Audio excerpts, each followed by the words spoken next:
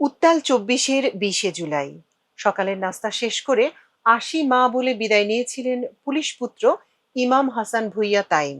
মা পারভিন আক্তার ভেবেছিলেন ঘন্টাখানেক পর হয়তো ফিরে আসবে ছেলে, কিন্তু সে ফিরেছিল নিথর, রক্তে ভেজা, গুলিতে ঝাঁঝরা হয়ে যাওয়া শরীর নিয়ে।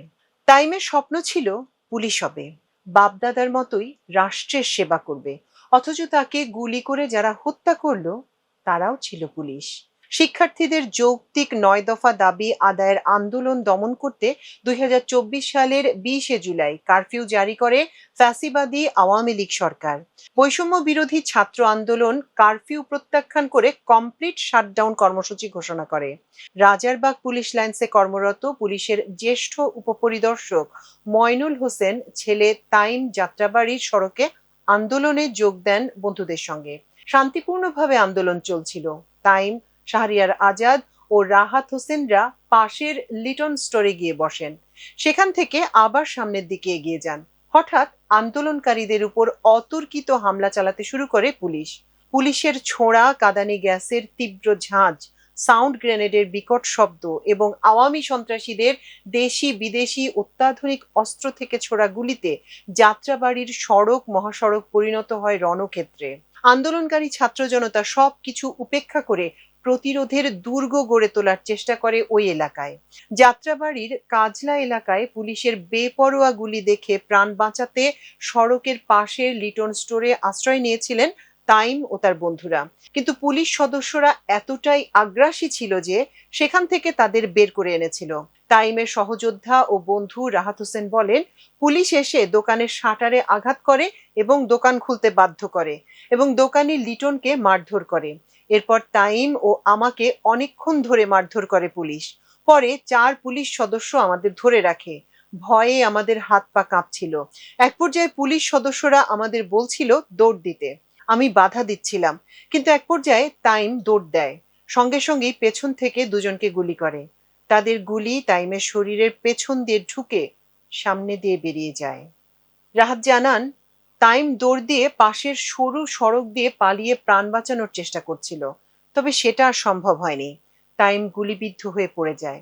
আমি দৌড়ে গিয়ে তাকে তোলার চেষ্টা করি, না পেরে ফিরে যাই, কিন্তু মন মানছিল না। আবার আসি তাইমকে নেয়ার জন্য। সেখানে সাদা পোশাকে ছিলেন যাত্রাবাড়ি থানার পরিদর্শক জাকির। গুলিবিদ্ধ তাইম ভীত হয়ে প্রাণ বাঁচাতে নিজের বাবার পরিচয় দিয়েছিল, কিন্তু তাতেও মন গলেনি পরিদর্শক জাকিরের। ১-১.৫ ফুট উঁচু থেকে তাইমকে পর পর কয়েকটি গুলি করেন। ওই ভিডিও ছড়িয়ে পড়ে সোশ্যাল মিডিয়ায়। সামাজিক যোগাযোগ মাধ্যম ফেসবুকে ছড়িয়ে পড়া হৃদয় বিদারক ভিডিওতে দেখা যায় গুলিবিদ্ধ তাইমকে বাঁচাতে এক বন্ধু পেছন থেকে টেনে নিচ্ছেন, আর সামনেই গুলি ছুড়ছে এক পুলিশ সদস্য। শেষ পর্যন্ত না পেরে ওই যুবক সেখান থেকে চলে যান।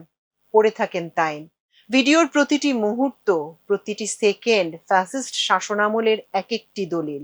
ঘটনাস্থলে থাকা বন্ধু রাহাত হোসেনের পেছন থেকে তাইমকে টেনে নিতে গিয়ে নিজেও গুলিবিদ্ধ হন। তার পায়ে গুলি লাগে। তিনি বলেন, ও বলছিল, ভাই আমার শরীরে শক্তি নাই, তুমি ছেড়ে দাও। তখনও তাইম জীবিত ছিল।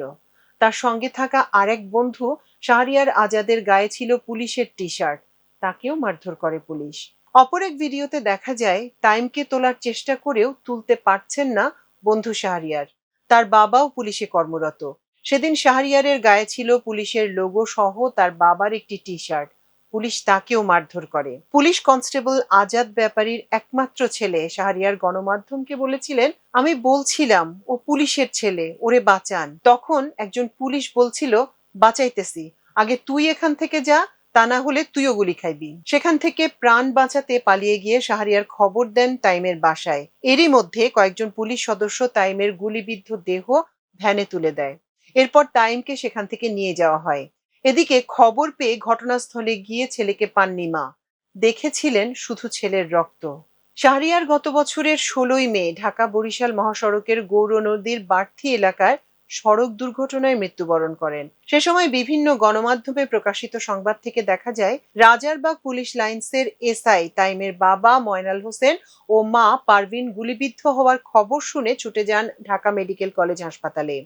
হাতে ছেলের ছবি আর চোখে ভয়ার্ত হাহাকার। বাবা ময়নাল যাকেই দেখেন জিজ্ঞাসা করেন, এই ছেলেটাকে দেখেছেন? ছবি দেখে এক সাংবাদিক বলেন, মর্গে খুঁজে দেখেন।